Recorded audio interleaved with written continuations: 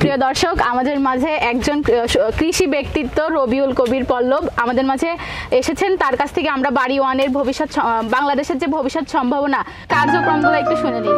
ধন্যবাদ।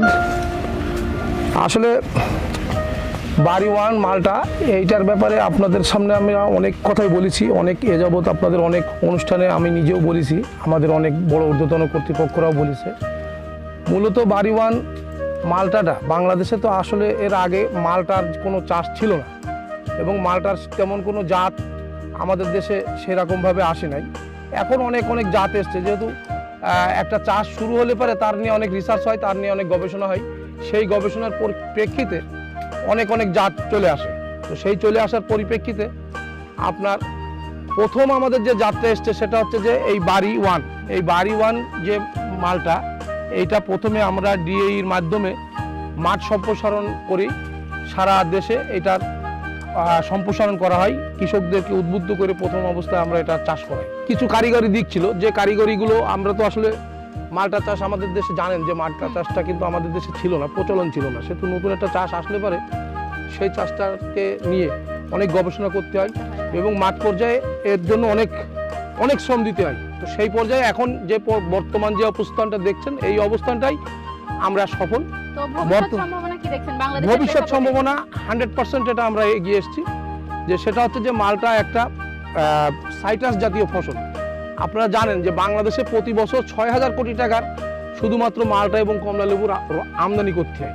এই আমদানিটা যে বৈদেশিক মুদ্রা, এই বৈদেশিক মুদ্রাটা সম্পূর্ণ আমাদের হচ্ছে মানে অন্য দেশকে দিতে হয়, কিন্তু সেইটা যদি আমরা নিজেরা উৎপাদন করতে সক্ষম হই, তাহলে পরে দেখা যাচ্ছে যে আমাদের এই বৈদেশিক মুদ্রাটা সাশ্রয় হবে। আর মালটা চাষ বর্তমানে লাভজনক চাষ আমি মনে করি। কারণ হচ্ছে যে আজকে আপনারা দেখলেন যে এই বাগানটা অনেক দিন ধরে মালটা কমলা লেবু চাষ করে। এই চাষে একটা গাছে সে কেবল এই বাগানটায় নতুন হারভেস্ট হচ্ছে, এখনই প্রতি গাছে 40 থেকে 42 কেজি ফলন সে পেয়েছে। তো আমি 40 কেজি ধরছি, 40 কেজির বাজার মূল্য বর্তমানে 3000 টাকা। তাহলে পরে দেখা যাচ্ছে যে যদি পার গাছে 3000 টাকার ফলন হয়, তাহলে পরে 1 বিঘাতে আপনার 100টা গাছ লাগানো যায়। 98, 100, 102, 105টা পর্যন্ত অনেকে লাগায়।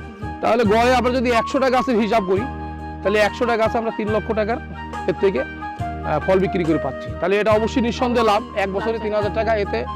এতে কিন্তু একবার গাছ এস্টাবলিশ হয়ে যাওয়ার পর এই গাছে আর তেমন কোনো বেশি খরচ নাই। সার, মাটি এবং সামান্য কীটনাশক ব্যবহার করলে পারে আপনার এটা সম্ভব চাষ করা। তো আপনি আমাদের নতুন উদ্যোক্তাদের, যারা নতুন মালটা চাষে আগ্রহী হচ্ছে, তাদের সম্পর্কে আপনি কি কিছু বলতে চান? মালটা চাষে উদ্যোক্তাদের আমি বলতে চাই যে তারা এই ব্যাপারে আমাদের পরামর্শ নিক। আমাদের যারা বড় চাষি আছেন, যেমন এই যে সজলের এই মাঠে আছে 32 বিঘে জমি এই মালটা চাষ, তাহলে নিঃসন্দেহে সে লাভবান না হলে কিন্তু এই চাষটা করিনি।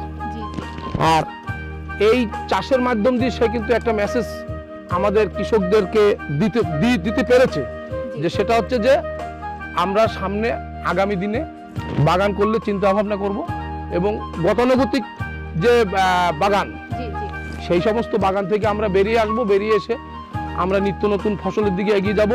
সেক্ষেত্রে মালটাকে আমরা প্রাধান্য দিতে পারি এবং মালটা আগামী ভবিষ্যতে আমাদের দেশে আমার মনে হয় না, এটা বাস্তব যে এটা বাজার পাবে এবং অলরেডি বাজার পেয়ে গেছে। আজকে আগস্টের 31 তারিখেই সজল হচ্ছে প্রথম চালান মাল বিক্রি করছে। এখন হয়তো একটু রেট পাচ্ছে কম, এর রেটটা আরও যদি 15 দিন 20 দিন পরে হয়, হয়তো তখন দ্বিতীয় চালানে আরও একটু রেট পাবে।